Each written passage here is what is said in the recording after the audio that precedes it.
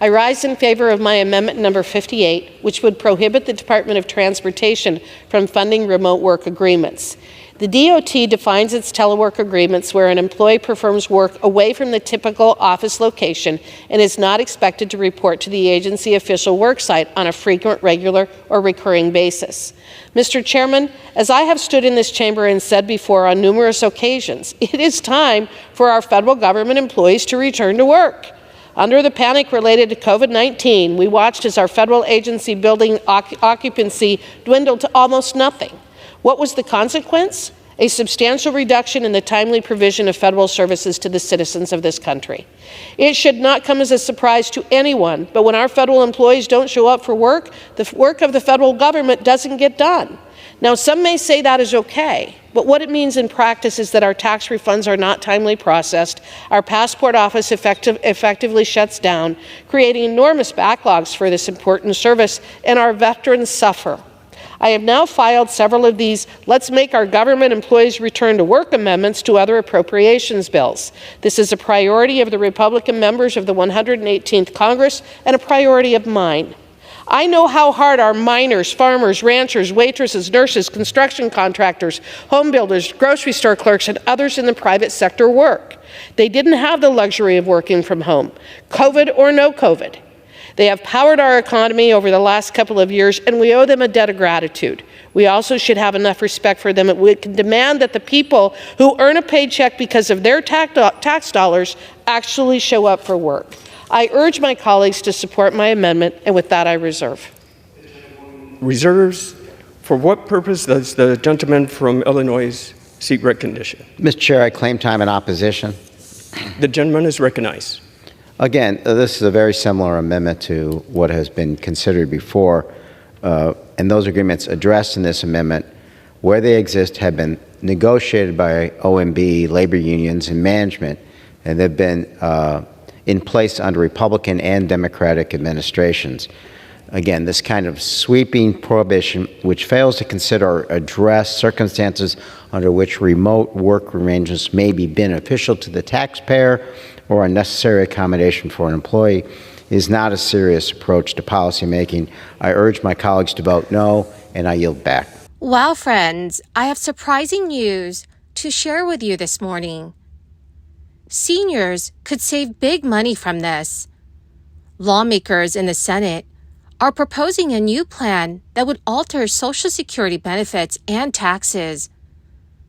The latest cost of living adjustments have led to many seniors and retirees having to pay taxes on their monthly benefits, but some lawmakers want to change that. I'll be sharing with you all the details on this bill. So friends, please make sure that you watch until the end of this video. Also, to say thank you for being part of this community. Every Friday, I will be announcing several winners for the Walmart gift card giveaway. If you would like to enter the weekly giveaway, friends, all you have to do is click and like several of my videos, and then comment below the keyword of each video that you watch. The more videos that you watch and then comment on, friends, the greater your chances of winning these giveaways. Retirees who are anticipating a tax-free haven upon receiving Social Security benefits may encounter an unexpected reality. Certain beneficiaries are subject to federal income taxes on these benefits based on their additional earnings.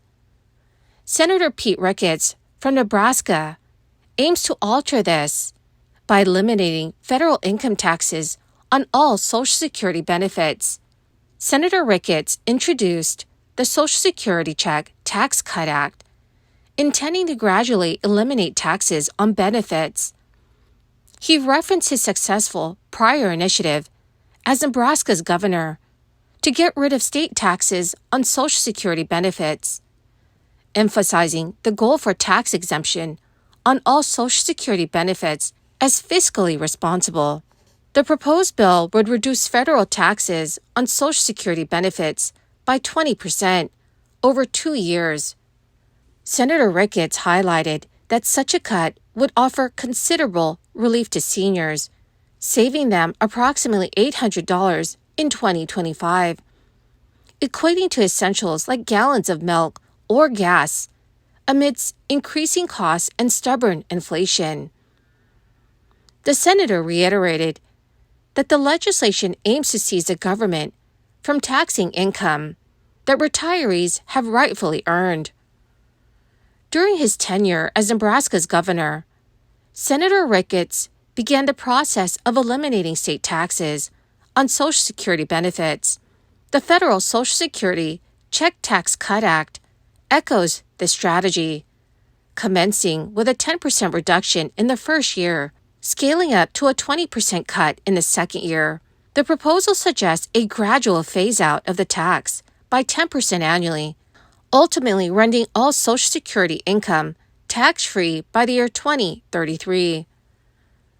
Currently, individuals with substantial income from various sources are liable to pay taxes on Social Security benefits determined by income thresholds. These thresholds remain the same since the beginning of benefit taxation in 1984. This has resulted in more seniors being subjected to income taxes as benefit increases due to cost of living adjustments. Senator Ricketts believes passing this bill could significantly augment retirement income for millions of seniors across the U.S. However, the bipartisan support he once enjoyed in Nebraska may face hurdles in the politically divided landscape of Washington, D.C. The bill's journey to becoming law would require approval in the Democrat-controlled Senate, the signature of President Biden, and the passage in the Republican-controlled U.S. House. The bill will face many uncertainties amid recent GOP internal conflicts. The resilient consumer has kept the U.S. economic engine running, but it's coming at a big cost. Americans are piling up record credit card balances, and millions more of Americans are falling behind on these payments. During the third quarter, credit card balances hit a fresh high of $1.1 trillion, rising $48 billion from the prior quarter, and leaping by a record $154 billion from the year before. This year-over-year increase is the largest since the New York Fed started tracking that data in 1999.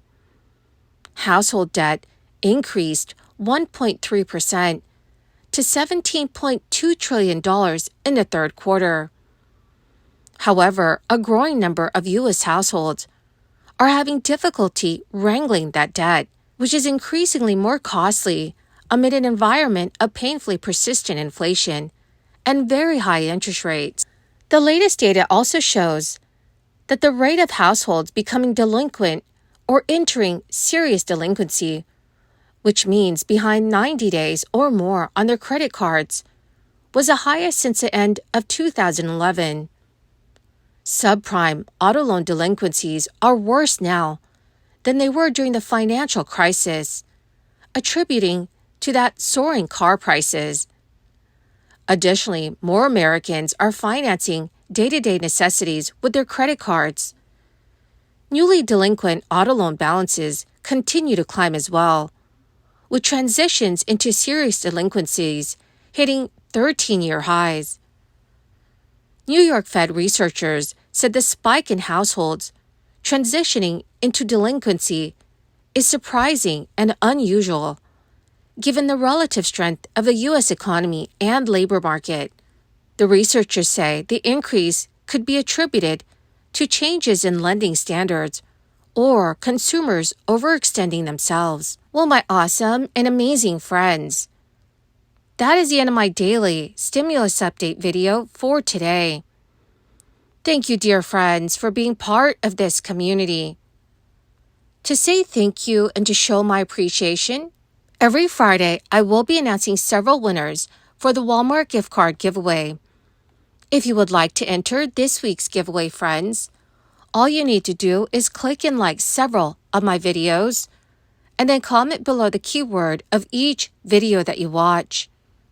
The more videos that you comment on, friends, the greater your chances of winning these giveaways. Thank you, and have a wonderful and very blessed week.